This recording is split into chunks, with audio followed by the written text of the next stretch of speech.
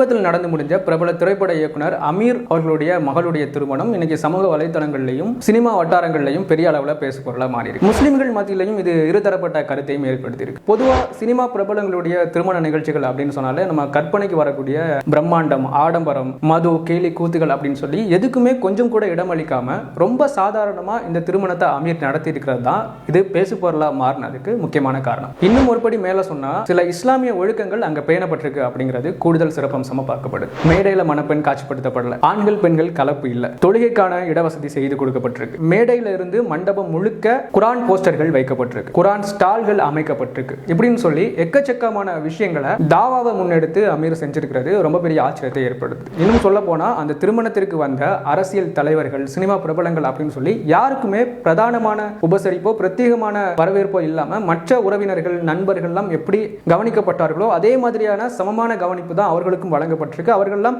சாதாரண மக்களோடு மக்களா பின்வரிசையில் அமர்ந்திருந்த காட்சிகள் எல்லாம் செய்திகள்ல பார்க்க முடியுது. முஸ்லிம்கள் ஒரு தரப்பினர் இது ரொம்ப எளிமையான திருமணத்தை அமீர் நடத்தி முடிச்சதா ரொம்ப பெரிய அளவுல ஹைப் கொடுத்துட்டு இருக்காங்க. இன்னொரு பக்கம் அந்த அளவுக்குலாம் ஒன்றும் இல்லைங்க, அவர் ஒரு சினிமாக்காரங்க பின்னால போலாமா, அவங்க திருமண நிகழ்ச்சிகளை கலந்துக்கலாமா, அவங்களோட நட்பு வச்சுக்கலாமா அப்படின்னு சொல்லலாம் ஒரு பக்கம் விமர்சனங்கள் வந்துட்டு இருக்கு. இந்த ரெண்டு விஷயத்தை இப்ப பார்க்கலாம். முதல்ல அமீர் வீட்டு திருமணம் ரொம்ப எளிமையா நடந்துச்சு அப்படின்னு கேட்டா அந்த அளவுக்குலாம் அமீர் வீட்டு திருமணம் எளிமையா நடக்கல. அமீருடைய தகுதியை கம்பேர் பண்ணும்போது வேணா இது எளிமைன்னு சொல்லிக்கலாமே தவிர பொதுவா எல்லா திருமணங்களும் நடக்கிற மாதிரி தான் இருந்துச்சு. ரெண்டாவது, இது விமர்சிக்கப்பட வேண்டிய விஷயமா அப்படின்னு கேட்டா கண்டிப்பா இது விமர்சிக்கப்பட வேண்டிய விஷயம் இல்ல, வரவேற்கப்பட வேண்டிய விஷயம். அவரை நம்ம தூக்கி வச்சு பேசுறோம் அப்படிங்கிறதுக்காக நம்ம சினிமாவை ஆதரிக்கிறோம் அப்படிங்கிற அர்த்தம் இல்ல. இன்னும் சொல்ல போனா அவரை விமர்சிக்கக்கூடியவங்க யாரும் சினிமா பார்க்காதவங்க எல்லாம் இல்ல, எல்லாரும் சினிமாவோடு தொடர்பு உள்ளவங்க தான் அப்படிங்கறத எல்லாருக்குமே தெரிஞ்ச விஷயம். ஆனா இந்த விஷயம் இங்க இவ்வளவு பெருசா பேசப்படுறதுக்கான முக்கிய காரணமே நம்ம சமுதாயம் தான் அப்படின்னு சொல்ல முடியும். ஏன்னா பொதுவா திருமணங்கள் அப்படிங்கிறது இன்னைக்கு எப்படி ஆயிடுச்சு அப்படின்னு சொன்னா திருமணங்கள் தான் என்னுடைய ஸ்டேட்டஸை காணிக்கிற ஒரு நிகழ்ச்சியாக மாறி இருக்கு. ஒருத்தர் என்னால 1 லட்சம் தான் செலவு பண்ண முடியும் அப்படின்னு சொன்னா நான் எப்படி 5 லட்சம் ரூபாய் செலவு பண்ணி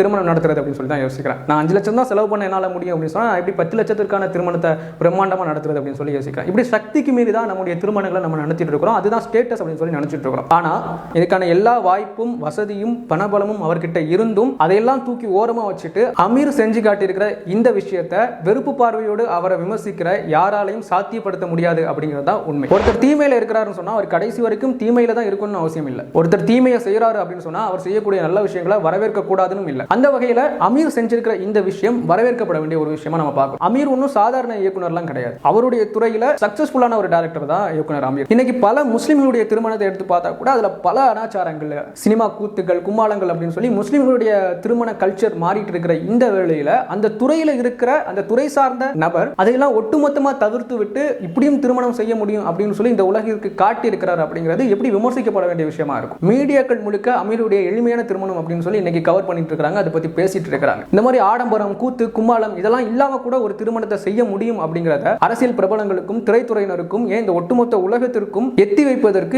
இதைவிட ஒரு அருமையான சந்தர்ப்பம் அமையுமா அப்படின்னு சொன்னா நிச்சயமா அப்படி அமைகிறது கஷ்டம் தான். இதை மிக சரியா புரிஞ்சுக்கிட்டு தன்னுடைய மகளுடைய திருமணத்திலேயே இதை நடைமுறைப்படுத்தி காட்ட அமீர் எழுதியிருக்கிற திரைக்கதை கச்சிதம். மீண்டும் மற்றொரு காணொளியில் சந்திக்கிறேன். அதுவரை உங்களிடமிருந்து விடைபெறுவது நான் உங்கள் சகோதரன் நிர்ஷா.